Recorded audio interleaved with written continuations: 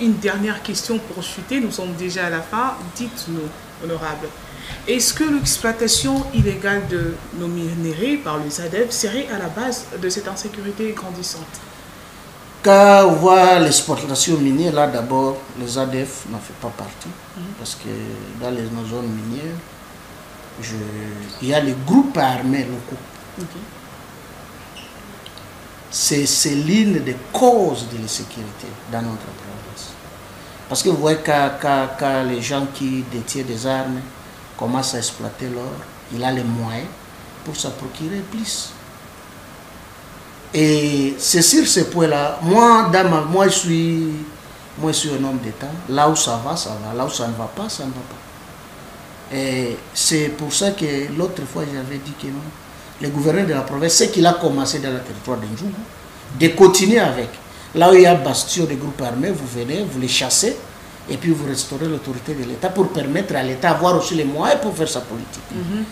C'est une bonne chose. Et ce que nous déplorons, qu'on puisse le faire pour les uns et pour les autres. Aujourd'hui, par exemple, il y a l'autre qui est en train de souffrir, un citoyen congolais. On le fait souffrir en faveur des Chinois. Un Congolais qui a tous les documents pour exploiter, une société comme Moi, qui se trouve au niveau de Mambasa et Ndjougou, il a tous les documents d'exploitation. Mais, subitement, vous voyez les Chinois arrivent, commencent à exploiter dans sa périmètre, et il fait les rapports auprès de nos autorités, sourdes oreilles. Il n'y a personne qui réagit. C'est là que j'aimerais demander que nos autorités de Kinshasa, parce que c'est toujours Kinshasa qui nous crée des problèmes dans nos provinces. Parce que si Kinshasa fait bien ce rôle, il n'y aura pas de problème dans les provinces. Même question aussi à... Vous voyez quelqu'un qui a tous les documents. Il est écrit par exemple à l'inspecteur général de mines, ici dans la ville de Kinshasa, mais on ne répond pas. Il y a le chef de division de mines qui émet les demandes, l'ordre de mission pour aller mener la quête. Les rapports est là. On transmet les rapports. Au lieu de prendre une décision, rien. Et ce monsieur-là, vous lui demandez de faire quoi? Et demain, quand il va dire que non, moi je suis chez moi, mais on ne me permet pas de s'enrichir chez moi. C'est ça. Et nos bureaux ici à Kinshasa doivent faire attention à ça. Parce que quand on veut la paix, il faut respecter la loi de la République. Exactement. Merci. Même question. Question à vous. Oui, avant d'y arriver, je vais raconter certains propos. Je crois, et il est vrai, l'honorable Bahati est dans sa peau. Oui, c'est un élu. Ouais, il s'est retrouvé en tout cas. Et les autorités savent c'est quoi un élu. Ce qui est dit n'est pas le contraire. Et donc, non, ne me faites pas dire ça. Surtout que je ne veux pas gober ce qui ne m'appartient pas. Vous êtes leader de jeu. Moi, en tout cas. J'aimerais un peu éclairer la gestion militaire. Nous a prouvé combien de fois que nous, les civils, nous ne connaissons pas vraiment gérer, nous n'avons pas une gestion vraiment qui est transparente. Nous avons des gestions opaques. Et là, je dis pourquoi. Le chef de l'État finance les projets de 145 territoires. Vous allez voir partout à Ituri, à grande majorité, ce projet a été respecté. Construction des écoles, construction des hôpitaux. L'argent n'était pas détourné, comme dans d'autres provinces. Mais vous allez écouter des cris partout. Il y a la rigueur militaire. Il y a la rigueur. Le chef de l'État finance le projet de construction de l'aéroport international de Bunia, la modernisation de notre aéroport. Le gouverneur, à tout moment, il fait les descentes sur terrain pour voir l'évolution des travaux. Le chef de l'État finance la construction de l'université de Bunia. Oui, je parle le chef de parce que c'est lui le numéro 1 de notre pays. Voilà. Sans lui, le gouvernement ne pourrait jamais prendre une décision pareille. Alors, la construction de l'université de Bunia. Et quand l'université de Bunia, jusqu'à présent, bientôt, et j'ai vu d'ailleurs, on a déjà lancé que l'année académique de cette année va commencer là-bas, à Thierry. dans cette université, il y a le suivi, il y a la rigueur. La construction des routes, l'asphaltage des voiries urbaines, il y a même les cotisations au-delà d'abord. Il faut dire qu'il y a bien sûr le financement, il y a le financement de Kinshasa, il y a aussi le financement local où les pétroliers font des contributions pour asphalter la voirie urbaine de Bunia. Si les commerçants ne voyaient pas clair, ils n'allaient pas encore financer, signer encore un deuxième contrat. Ils ont signé un deuxième contrat parce qu'ils ont vu que, et même ont déclaré, j'ai participé dans une activité de lancement de ces activités, où ils ont parlé qu'ils ont vu clair dans la ville de Bunia, d'où l'honorable Bahati siège. Ouais. Je parle maintenant par rapport à l'insécurité liée à l'exploitation de mines dans notre province. Ouais. Oui, je parle de par là où nous allons. Le côté ADEF, ils visent des fois des cacao. Les cacao vers Mambasa et Irumu. Il y a les cacao là-bas, mais aussi on exploite de l'or où on n'arrive pas à contrôler. Mais il y a la question que je me pose. Pourquoi les Chinois exploitent là-bas? Ils n'ont jamais été inquiétés, ni par les ADF, ni par un autre groupe armé. Certes que c'est une analyse qui nécessite un peu d'être approfondie. Mais je parle maintenant du côté Ndjougou. Du côté Ndjougou, où il y a bien sûr une partie du Rum, où il y a du côté Ndjougou, là où il y a les groupes armés, là où ils avaient pris en otage certains sites miniers. Et ces groupes armés faisaient tout pour semer leurs lois là-bas. Ils imposaient leurs lois. Mais aujourd'hui, ils ont été délogés là-bas. Et je me rappelle que même les activités minières étaient suspendues par les gouverneurs militaires là-bas. C'est le ministre des Mines qui avait fait descendre là-bas et qui a essayé un peu de résoudre. Il y a un problème, donc parce que là-bas, on ne contrôle pas la traçabilité de cet or là-bas. La quantité produite là-bas, on ne connaît pas. Vous allez voir des machines qui sont là-bas, on ne sait pas compter le nombre de machines. Il y a quelqu'un aussi qui appartenait d'un cas d'un groupe armé qui avait des pots-clés là-bas, donc des machines excavatrices qui étaient là-bas. Et ces machines-là, on ne sait pas les répertorier. Mais parce que le gouvernement l'avait délogé, je ne sais pas comment ça se suit. Maintenant, je parle maintenant de notre cas qui est à la base de naissance de certains conflits. C'est ce qui venait de toucher l'honorable Bahati. Je parle un peu de la société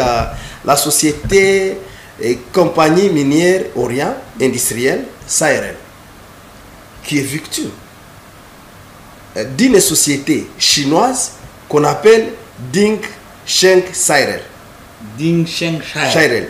La société compagnie minière Orient industrielle SARL, c'est pour un Congolais, citoyen congolais, un jeune Itourien.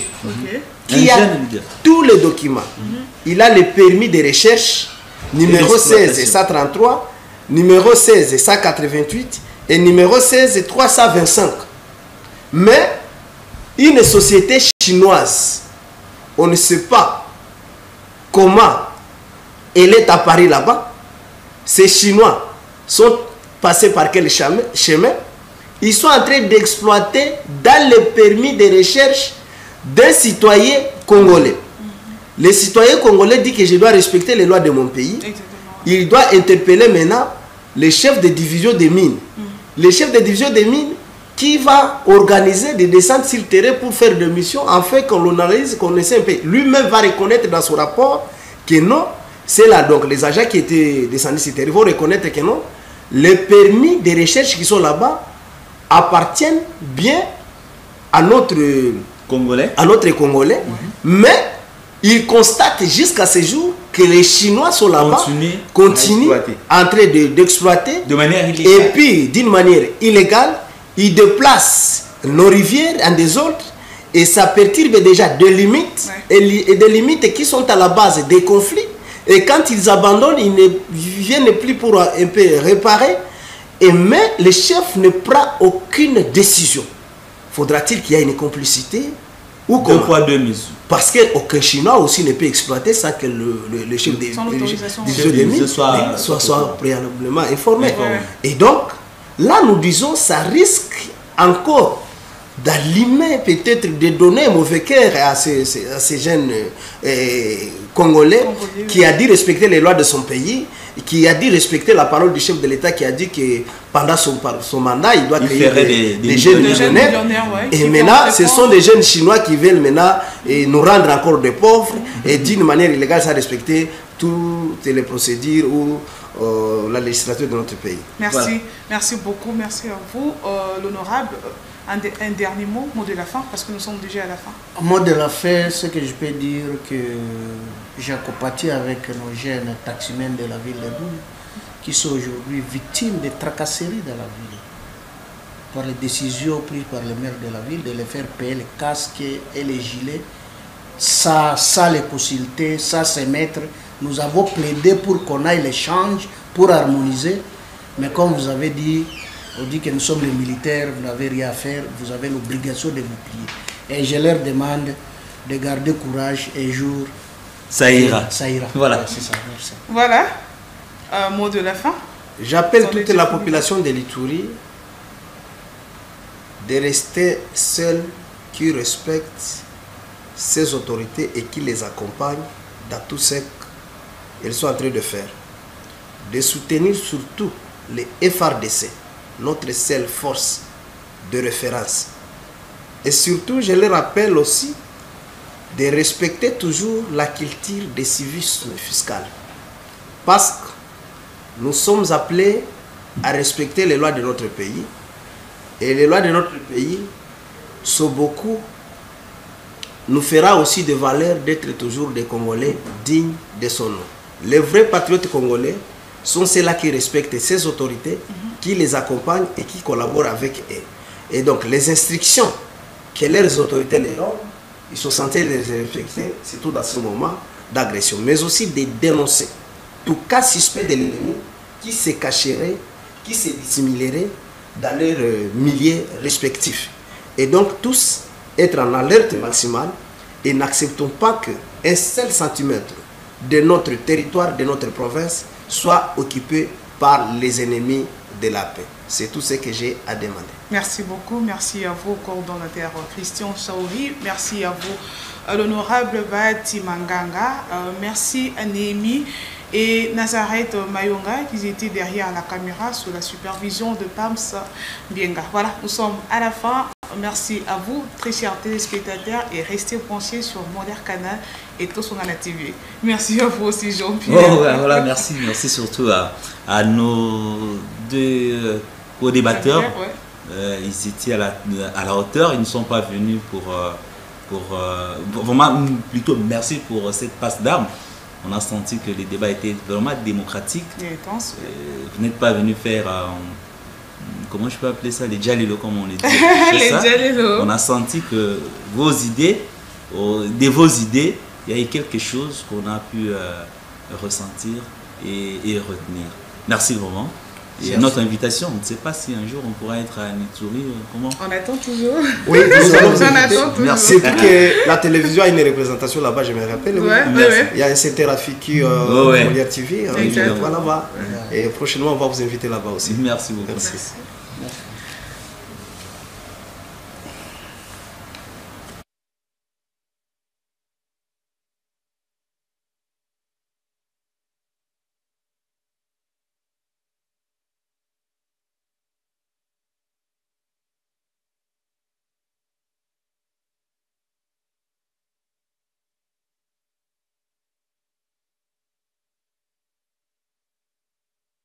Congo a été proclamé et notre cher pays est maintenant entre les mains de ses propres enfants. Je ne suis pas né pour m'accrocher au pouvoir. L'idée est de ramener la paix.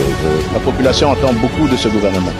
Il faudrait qu'on puisse réécrire l'histoire de notre pays. Je vous demande à tous d'oublier les querelles tribales qui nous épuisent.